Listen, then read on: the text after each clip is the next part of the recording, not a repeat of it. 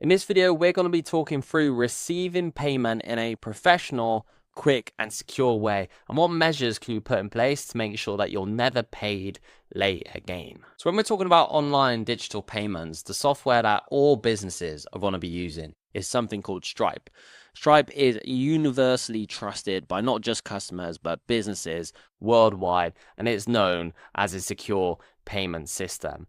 The main benefits of Stripe, it accepts credit card payments very easily through online links and invoices. So if I wanted to bill a customer, I can send them an invoice through Stripe and they can just enter their details and pay that way. Or I can even send you a link on something informal like WhatsApp. You can click that and then you just fill out your card information in the same way that you would buy like a t-shirt online. The payments are pretty fast when you're taking any form of online payment. It's usually held within their software before it's dispersed to you.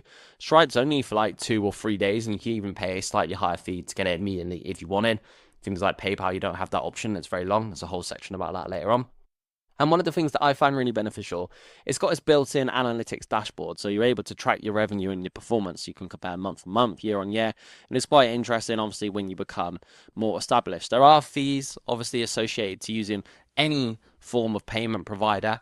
Stripe's is 1.5%, which I appreciate may sound high, but trust me, it's actually it's pretty low in comparison to some of the other ones out there. Stripe is completely free to set up. You don't even necessarily need a business account, although, of course, I recommend that you do. The way that they get paid is by this transaction fee here of that 1.5%, as just mentioned. They take that off the money that comes out to you. So the best thing about Stripe for me is that once a client pays that first invoice, pays a deposit, finishes any type of payment through your Stripe account, you are able to save their card details securely. Now, it's really important. You've got to have this in your contract. If you're using the templated one that I'm giving you, there's a section in there that says all payment will be made automatically via Stripe. So what that means, let's say I'm working with a client and it's coming into their second month. I don't need to say, hey, do you want to renew and have this whole massive conversation? It's very clear that the cancellation time is 14 days before the end of the billing period. And if they don't say that, then I'm going to auto bill their card, not because I'm doing anything dodgy, but that's what we've agreed. And it's going to prevent you from having any type of payment delays, which is completely unnecessary and causes so much stress on both sides. It's going to stop you from having failed payments. And you're never going to be in a boat where you're missing your renewals again. One of the main reasons, if you don't use this auto billing, right, your retention rate is gonna go down because people experience buyer's remorse. This means when you're faced with a decision, if it's a yes or no, do you want to carry on or not? Yeah, who wants to see £1,000, £500, £2,000 leave their account? If you put someone in a boat where it's like a yes or no question that involves spending money, more often than not, they're going to go to no, even if they're happy and getting significant value. So this is a massive, massive component for client retention and ensures that you have a smooth cash flow forecast. In terms of setting up Stripe, it's pretty straightforward. If you click on this first link here, it will take you through to their website and you can just follow their step-by-steps. If you do find it tricky or you want a clearer, simpler step-by-step guide, you know we got you. We've created a PDF that you can download by clicking on link 2. You don't need a business account. Could do it for your personal, but I always recommend having that business account set up. The mistake that I made when I first started is I started using PayPal, and PayPal from a business perspective is so bad and so problematic. The main thing I don't like with PayPal is that the charges are 2.9%. Now bear in mind Stripe is 1.5%. That is almost double the amount. And if you're using that for a year, 5 years, 10 years, that's actually a chunk that's going to eat into your margins. You can't auto bill people through PayPal, so you've got to manually get them to pay every time, which is increasing the likelihood of that buyer's remorse, which can definitely have an impact on your retention. And their dispute bias is horrific. So let's pretend that you did all the work for a customer and they lied and they said, oh, this guy didn't actually do it, or they weren't happy and they filed a chargeback or wanted to complain. PayPal 99% of the time will always side with the customer, even if it's wrong, and it will refund them the money, and there's nothing you can do about it. It won't even matter what contracts you've got in place. Pretty much regardless of the evidence that they have, they're always going to side with a customer, and that's going to be a massive problem for you and can leave you in a tricky position sometimes, especially if you're in a month where cash is tight.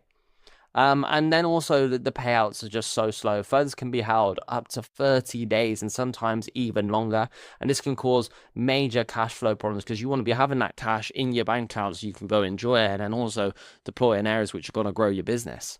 Once you've done that, you can go ahead and click create new invoice. Now you're going to add a new customer. So here I'm going to say, let's go example customer.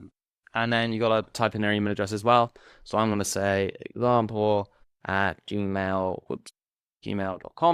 Cool. And then add the country, click save. Okay. When you go in here, it will automatically know the currency. Then you're going to add your items. So what are you bidding this guy for? So for me, I might say paid media. And I might say it's worth £900. I can change the value here. You always want to put quantity as well because you're only going to build them once. £900. Click save. And then you can request payment. Obviously, it says due in 30 days. This doesn't really matter as long as you guys agree that they're going to pay. Obviously, this is assuming that you don't have their bank details saved. If you did have their bank details saved, so it was the second type, you put this bit here which says auto charge customer. But obviously, for me, this is blank because I don't have their details because it's the first time case. So I'll just click request payment due in 30 days today. Always probably change day, but it doesn't really matter. And you click review invoice. And we'll show you what it looks like. This is not my real address for those of you that are going to be trying to hunt me down. And then click finalize and send. And that's literally all there is to it. Let me show you a quick example of what it would be if it was a client whose card details you already had saved.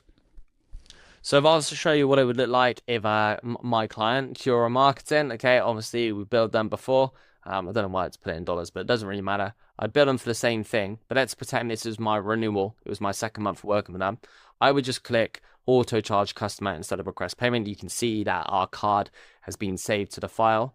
And then if I literally just click charge customer at the top right, it would auto bill that amount from their account. And then if it didn't go through, it would chase the client and it would send it manually. So that way you don't have to do it yourself. But more often than not, it will just successfully auto charge their account. Obviously, if there were billing problems, you need to speak to the client then. But it's very, very, very rare.